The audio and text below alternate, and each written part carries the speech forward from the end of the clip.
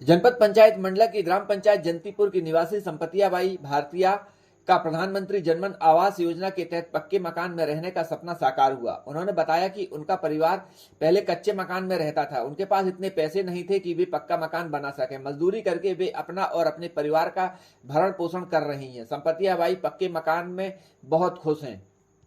उन्होंने प्रधानमंत्री योजना के तहत जनमन योजना को बहुत बहुत धन्यवाद दिया है।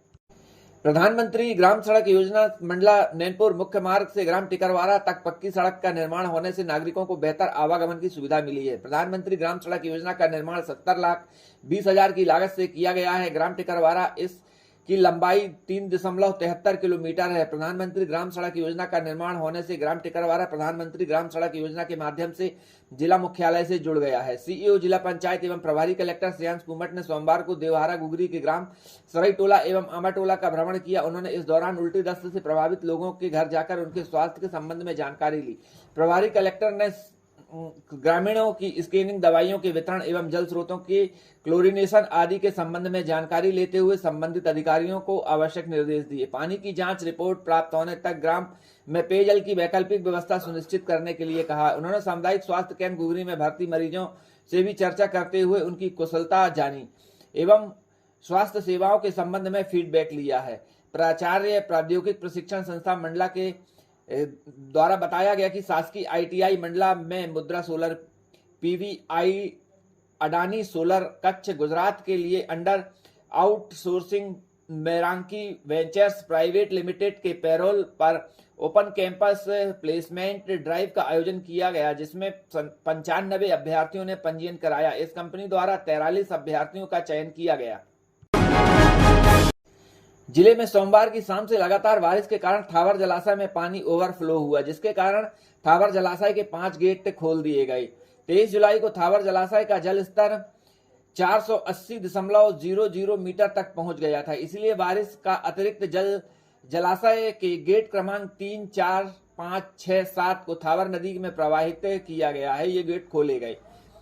वहीं 443.35 घन मीटर प्रति सेकंड की दर से थावर नदी में पानी प्रवाहित किया जा रहा है।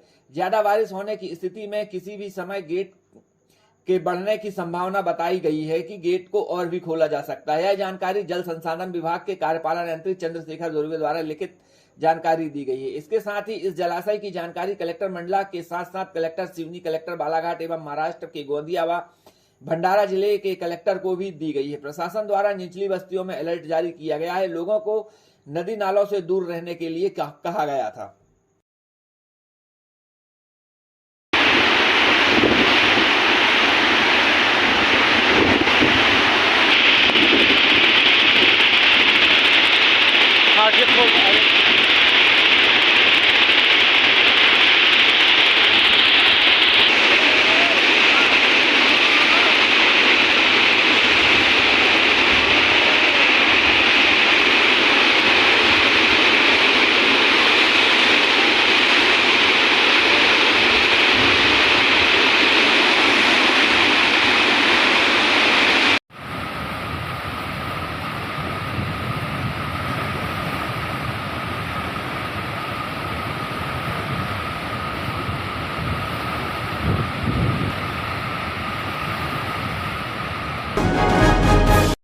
जिले भर में सब्जी के फार्म लगाए गए हैं, जहां पर कीटनाशक केमिकल खाद का इतना प्रयोग होता है जिसके संपर्क में आने से अन्य किसानों की फसलें भी खराब हो जाती हैं। ऐसे ही घुघरी विकासखंड के सिंगारपुर गोरखपुर के कुछ किसान जिला प्रशासन के पास आए। उन्होंने शिकायत करते हुए बताया कि गोरखपुर में लोहान कृषि फार्म है, जहां सब्जी उत्पादन होता है। किसानों ने बताया कि सब्जियों में जो कीटनाशक डाला जा रहा है वह बारिश के पानी से बहकर उनके खेतों तक आ रहा है, जिसके कारण सब्जी में डाली गई कीटनाशक रसायन के कारण उनकी धान की फसल नष्ट हो रही है। परेशान किसानों ने लोहान कृषि फार्म के मालिक से बात करनी चाहिए तो उनसे बात नहीं हो पाई, जिसके चलते परेशान किसान जिला प्रशासन को शिकायत की है। अब सोचने वाली बात यह है कि पानी में बहकर आया कीटनाशक अगर धान की फसल को खराब कर सकता है तो वह सब्जी मानव शरीर पर क्या असर डालेगी, यह विचार करने वाली बात है। कहाँ से आए हैं आप? ग्राम गोरखपुर, ग्राम पंचायत सिंगारपुर, विकासखंड महुआ।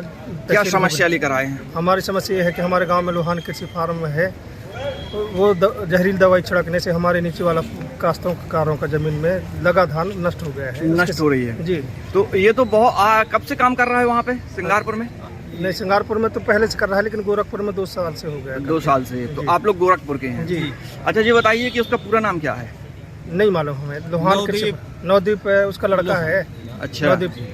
तो आपने बोले उससे कि आपके कीटनाशक के कारण बोले, हमारी फसलें- फोन से बोले, उसके माध्यम वो तो मिलता नहीं, घर में मिलता नहीं, वहाँ फार्म में फोन के माध्यम से मिले तो दवाई ले जाओ तो छींच लो और ठीक हो जाएगा फसल, ऐसा बोलता है। धर्मवीर नाम है उसका। अच्छा, छोटा भैया का नाम है संदीप। तो आप लोगों की सब्जी की फसल खराब हो रही है या फिर धान की? हम सब्जी तो लगा ही नहीं सकते, छोटे आदमी, हमारे पास बोर नहीं है, पानी नहीं है, अच्छा। उतना लागत भी नहीं लगा सकते।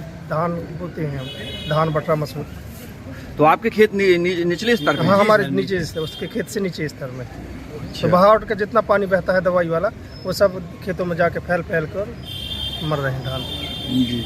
तो आप लोग क्या चाहते हैं? हम ये चाहते हैं कि वो फार्म में सही दवाई छींचे ताकि बहे ना, उसका भी खेती चले। हम नहीं कहते कि रोकना, और हमारी फसल को सुरक्षित रहना चाहिए साहब, बस इतना।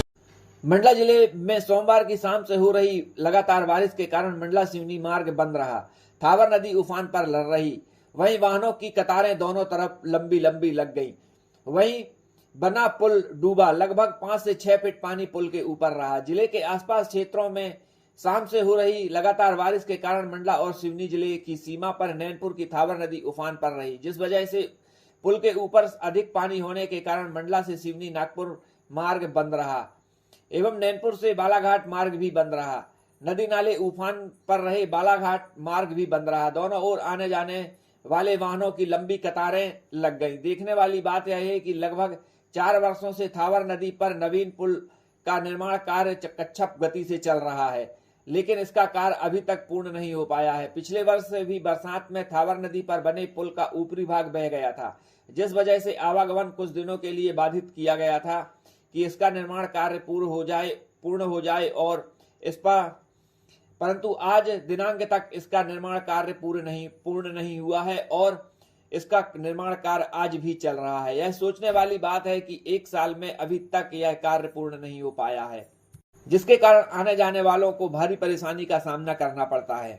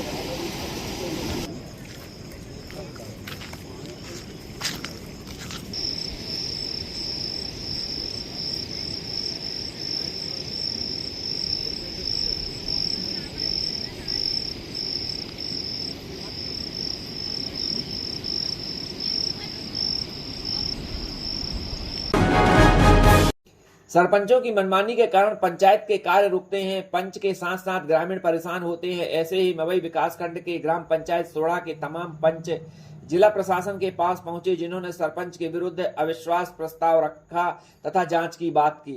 वहीं उन्होंने आवेदन भी दिया है। सरपंच द्वारा ग्रामीणों के साथ अभद्र व्यवहार किया जाता है, हिसाब किताब का कोई भी रिकॉर्ड नहीं रखा जाता है। वहीं पंचों से बगैर पूछे ही कार्य किए जा रहे हैं। वित्तीय कार्यों की जानकारी पंचों को भी नहीं हो पाती है। ग्रामीणों ने जिला प्रशासन को शिकायत पत्र दिया है। वहीं ग्रामीणों ने जांच की बात भी कही है। सोढ़ा से आए हैं सर जी। हाँ। हमारे सरपंच महोदय जी के द्वारा बहुत से वैसे जो पंचायती कार्य हैं उनमें जैसे मान लो कि आय व्यय है वो हमको नहीं बताया जा रहा है। 2-2 वर्ष हो गया, कितना आय होता है, कितना व्यय होता है और कितना का बिल लिखता है, लगाते हैं बिना पूछे हमसे, बिना राह पूछे, बिना सलाह के। ये सारी उनकी अनियमितताएँ हैं, वही समस्या लेकर के हम आए। आप बताइए क्या समस्या है?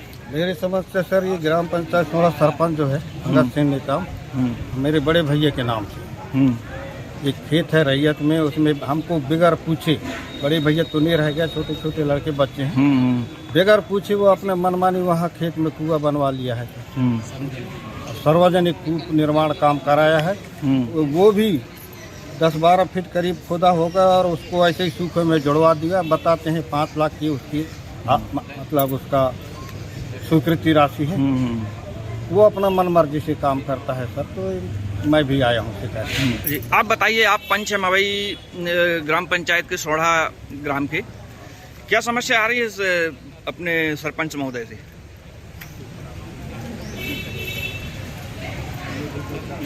जी से काम किया जा रहा है, क्या नाम है सरपंच का?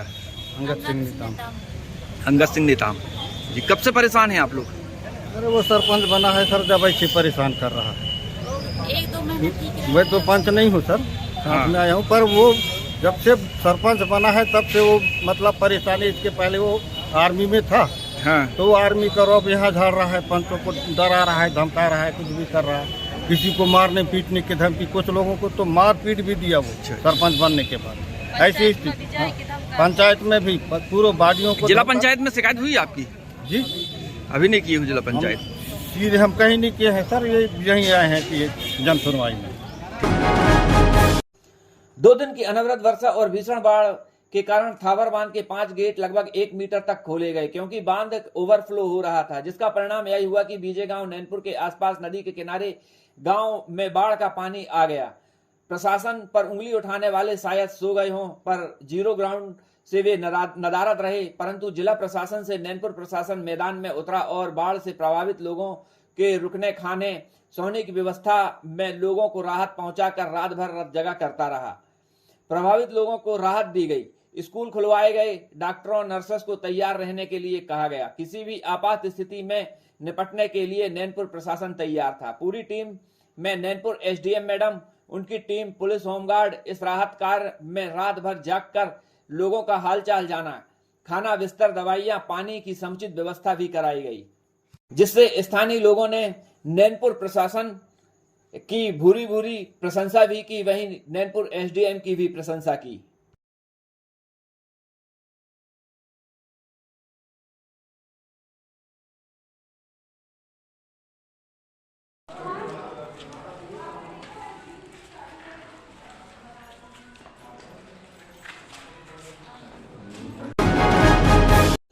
राष्ट्रीय जनजाति आयोग के अध्यक्ष श्री अतर सिंह आर्य मंडला पहुंचे, जहां उन्होंने पड़रिया में आयोजित कार्यक्रम को संबोधित करते हुए कहा कि प्रदेश की विशेष पिछड़ी जनजाति समुदाय के लिए अनेक योजनाएं संचालित हैं, जिससे उनके आर्थिक, शैक्षणिक और सामाजिक स्तर में सुधार हो सके। प्रदेश में इन विशेष पिछड़ी जनजातियों के हितग्राहियों को सर्वोच्च प्राथमिकता के साथ शासन की योजनाओं से लाभान्वित किया जा रहा है। प्रधानमंत्री जनमन योजना में विशेष पिछड़ी जनजाति परिवार के लिए पक्के आवास भवन बनाए जा रहे हैं, जिससे उनको पक्के मकान मिल सके और उनका पक्के मकान में रहने का सपना साकार हो सके। राष्ट्रीय अनुसूचित जनजाति के आयोग के अध्यक्ष श्री अतर सिंह आर्य ने सीएम राइज स्कूल फूलसागर का निरीक्षण किया। उन्होंने निर्माणाधीन सीएम राइज स्कूल का कार्य गुणवत्तापूर्ण कराने के निर्देश दिए। निर्माण कार्य में नियमित रूप से निरीक्षण कर रिपोर्ट प्रस्तुत करने के लिए कहा गया। निर्माण कार्य में लापरवाही बरतने पर संबंधितों पर कार्रवाई करने के निर्देश दिए। अध्यक्ष श्री अतर सिंह आर्य ने कक्षा 12वीं के छात्र छात्राओं में छात्र राजकुमार बरमैया एवं छात्रा पलक पांडे से भी चर्चा की। उन्होंने कक्षा में उपस्थित छात्र छात्राओं की पढ़ाई के बारे में भी जानकारी ली। अध्यक्ष श्री अतर सिंह आर्य बुधवार को कालपी जिला मंडला के अनुसूचित जनजाति बंधुओं के विकास एवं कल्याण के लिए वन समिति के सदस्यों एवं सुझावों पर चर्चा कार्यक्रम को संबोधित करते हुए कहा कि प्रधानमंत्री नरेंद्र मोदी ने एक आदिवासी महिला को राष्ट्रपति बनाकर देश के सर्वोच्च पद पर आसीन किया है। इससे पूरे देश में हमारा समाज गौरवान्वित है। उन्होंने कहा कि प्रधानमंत्री को भारत देश में रहने वाले करोड़ों आदिवासियों की चिंता है, इसलिए उनके शिक्षा, स्वास्थ्य, रोजगार और विकास की दिशा में लगातार काम किए जा रहे हैं, जिससे उन्हें सरकार की योजनाओं का लाभ मिल सके और उनके जीवन में खुशहाली आ सके।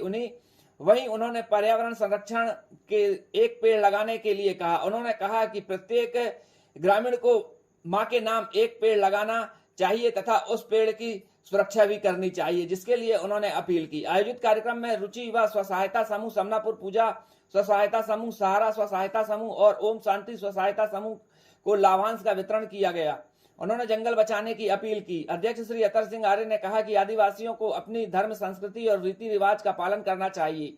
यही हमारे समाज की अनमोल धरोहर है। आदिवासी अपने धार्मिक कार्य एवं अन्य कार्य अपने रीति रिवाज और परंपराओं के अनुसार करें। उल्टी दस्त एवं देवहारा में डायरिया से प्रभावित लोगों के लिए 24 घंटों में कोई नया मरीज नहीं मिला है।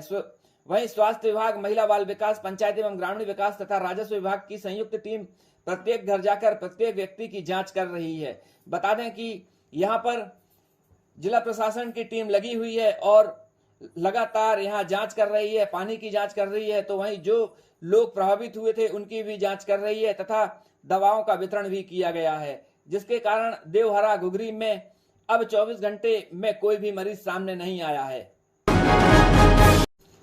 राष्ट्रीय अनुसूचित जनजाति आयोग के अध्यक्ष अतर सिंह आर्य मंडला सर्किट हाउस पहुंचे, जहां उन्होंने भाजपा कार्यकर्ताओं से व मीडिया से बात की।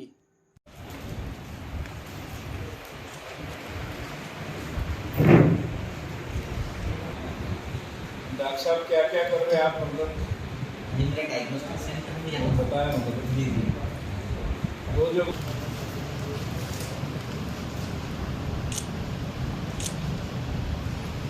तो डॉक्टर भी थे मेडिसिन डीके में रेडियोलॉजी से फिर मैंने सोनोग्राफी, सीटी स्कैन, यहाँ कंप्लीट एमआरआई कर डॉक्टर साहब के आगे से हाँ उसकी मंडला में बहुत जल्दी जबलपुर नागपुर में जाना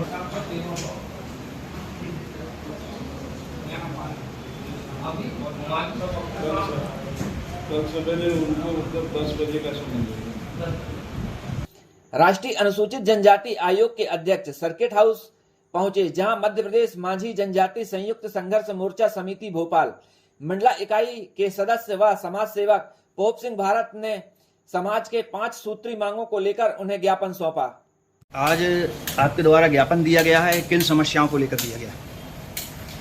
हमारी समस्या है, हमारा मध्य प्रदेश में जो माझी ढीमर समाज है 1949 और 50 से 1971 तक जनजाति वर्ग में शामिल था, लेकिन उसे 84 में जो है ओबीसी में शामिल कर दिया गया। हमारी मांग है जो संवैधानिक प्रदत्त अनुच्छेद 342 के अंतर्गत जो हमें अधिकार प्राप्त हैं वह हमें मिलना चाहिए, ऐसी हमारी मांग है, अलग से कोई मांग नहीं है। परिचय? पोप सिंह भारत, मध्य प्रदेश माझी जनजाति संयुक्त संघर्ष समिति प्रदेश उपाध्यक्ष। Progressive pensioners association Madhya Pradesh जिला शाखा द्वारा 8 सूत्री मांगों को लेकर मुख्यमंत्री मध्य प्रदेश मोहन यादव के नाम कलेक्टर को ज्ञापन सौंपा गया। ज्ञापन अपर कलेक्टर ने प्राप्त किया।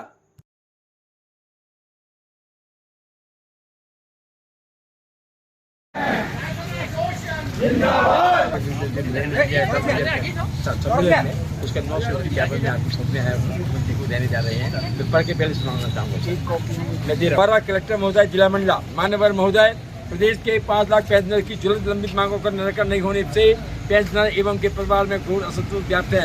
आशा की जा रही थी कि विधानसभा में लोकसभा की निर्वाचन राज प्रदान करेगी, परंतु ऐसा नहीं की धारा थोड़ा इस तरफ घुमाई ना ये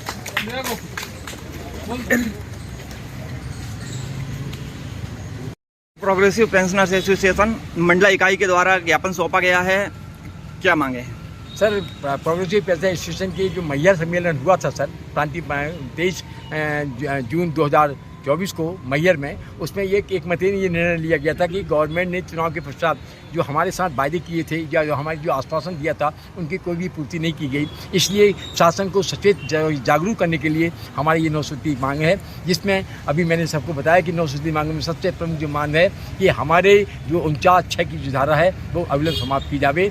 इसी समान केंद्र के समान जो DA है वो हमें दिया जावे। केंद्र के कर्मचारी को 50% मिल रहा है पेंशन को, हमें मिल रहा है 40%, इसलिए अंतर की 50% की राशि है स्वीकृत की जावे। इसी प्रकार से हमें जैसे समान लोगों को आयुष्मान स्वास्थ्य बीमा की व्यवस्था है, परंतु हमारी यदि स्वास्थ्य बीमा योजना लागू की जाए या फिर स्वास्थ्य बीमा योजना लागू की जाए जिसके द्वारा हमारे से जो कंट्रीब्यूशन है वो बीमा हमारी पेंशन से काट लिया जाए, जिससे कि हमें 5 लाख, 10 लाख और 15 लाख और 20 लाख की जो सिक्योरिटी है वो हमें प्राप्त हो सके।